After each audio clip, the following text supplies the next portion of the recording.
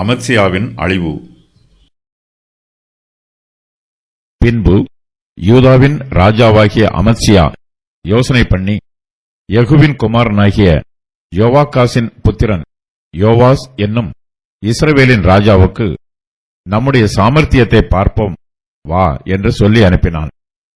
அதற்கு இஸ்ரவேலின் ராஜாவாகிய யோவாஸ் யூதாவின் ராஜாவாகிய அமத்சியாவுக்கு ஆள் அனுப்பி, லீபனோனிலுள்ள முட்செடியானது லீபனோனிலுள்ள கேதுரு மரத்தை நோக்கி, நீ உன் மகளை என் மகனுக்கு மனைவியாக விவாகம் செய்து கொடு என்று கேட்கச் சொல்லிற்று.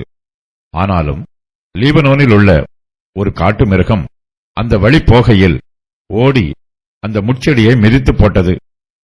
நீ ஏதோமியரை அடித்தாய் என்று பெருமை பாராட்ட உன் இருதயம் உன்னை கர்வம் கொள்ள பண்ணினது. இப்போதும் நீ உன் வீட்டிலே இரு, நீயும் உன்னோட யூதாவும் கூட விழும்படிக்கு பொல்லாப்பை தேடிக்கொள்வானேன் என்று சொல்லச் சொன்னான். ஆனாலும் அமத்சியா செவி கொடாதே போனான். அவர்கள் ஏதோமின் தெய்வங்களை நாடினது நிமித்தம் அவர்களை அவர்கள் சத்துருக்கள் கையில் ஒப்புக் கொடுக்கும்படிக்கு தேவனாலே இப்படி நடந்தது. அப்படியே இஸ்ரவேலின் ராஜாவாகிய யோவாஸ் வந்தான். யூதாவில் இருக்கிற பெத்ஷிமேசிலே அவனும் அமத்சியா என்னும் யூதாவின் ராஜாவும் தங்கள் சாமர்த்தியத்தை பார்த்தார்கள். யூதா இஸ்ரவேலுக்கு முன்பாக முறிந்து அவரவர் தங்கள் கூடாரங்களுக்கு ஓடிப்போனார்கள்.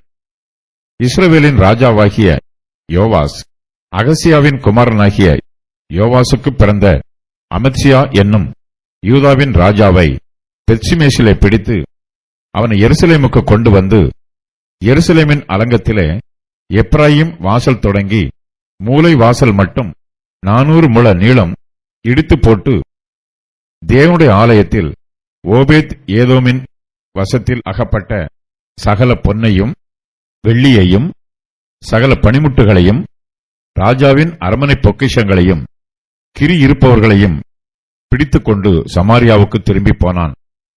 யோவாகாசின் குமாரனாகிய யோவாஸ் என்னும் இஸ்ரவேலின் ராஜா மரணமடைந்த பின்பு யோவாசின் குமாரனாகிய அமத்சியா என்னும் யூதாவின் ராஜா 15 வருஷம் உயிரோடு இருந்தான். அமத்சியாவின் ஆதியோடந்த நடபடியான மற்ற வர்த்தமானங்கள் யூதா இஸ்ரவேல் ராஜாக்களின் புஸ்தகத்தில் அல்லவோ எழுதியிருக்கிறது. அமத்சியா கர்த்தரை விட்டு பின்வாங்கின காலம் முதற்கொண்டு எருசலேமில் இருந்தவர்கள் அவனுக்கு விரோதமாக கட்டுப்பாடு பண்ணிக்கொண்டார்கள். அது நிமித்தம் அவன் லாகீசுக்கு ஓடிப்போனான். ஆனாலும் அவன் பிறகே லாகீசுக்கு மனுஷரை அனுப்பினார்கள். அவர்கள் அங்கே அவனை கொன்று போட்டு குதிரைகள் மேல் அவனை எடுத்து வந்து யூதாவின் நகரத்தில் அவன் பிதாக்களண்டையில் அடக்கம் பண்ணினார்கள். இந்த வசன பகுதியில் சொல்லப்பட்டிருக்கிற சரித்திர சம்பவம் 2 ராஜாக்கள் 14:8 முதல் 20 வரை உள்ள வசனங்களிலும் சொல்லப்பட்டிருக்கிறது.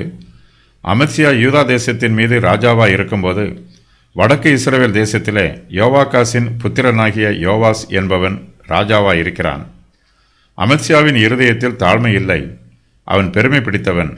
யூதாவின் ராஜாவாகிய அமத்சியா யோசனை பண்ணி, யெகூவின் குமாரனாகிய யோவாகாசின் புத்திரன் யோவாஸ் என்னும் இஸ்ரவேலின் ராஜாவுக்கு, நம்முடைய சாமர்த்தியத்தை பார்ப்போம் வா என்று சொல்லி அனுப்புகிறான். அமத்சியா இஸ்ரவேலின் ராஜாவுக்கு தன்னுடைய செய்தியை சொல்லி அனுப்புவதற்கு முன்பாக ஆலோசனை பண்ணினான் என்று சொல்லப்பட்டிருக்கிறது. இவன் கர்த்தருடைய தீர்க்கதரிசிகளிடத்தில் ஆலோசனை பண்ணவில்லை. அமத்சியா யூதாவின் பிரபுக்களோடும் அவனுக்கு சிநேகமாய் இருக்கிற துன்மார்க்கரோடும் ஆலோசனை பண்ணுகிறான். இஸ்ரவேலின் ராஜாவாகிய யோவாஸ் அமத்சியாவுக்கு நல்ல ஆலோசனைகளை சொல்லுகிறான். ஆனாலும் அமத்சியா செவிகொடாதே போகிறான். அமத்சியாவும் யூதா தேசத்தாரும் ஏதோமின் தெய்வங்களை நாடினது நிமித்தம் அவர்களை அவர்கள் சத்துருக்கள் கையில் ஒப்புக் கொடுக்கும்படி தேவனாலே இப்படி நடக்கிறது.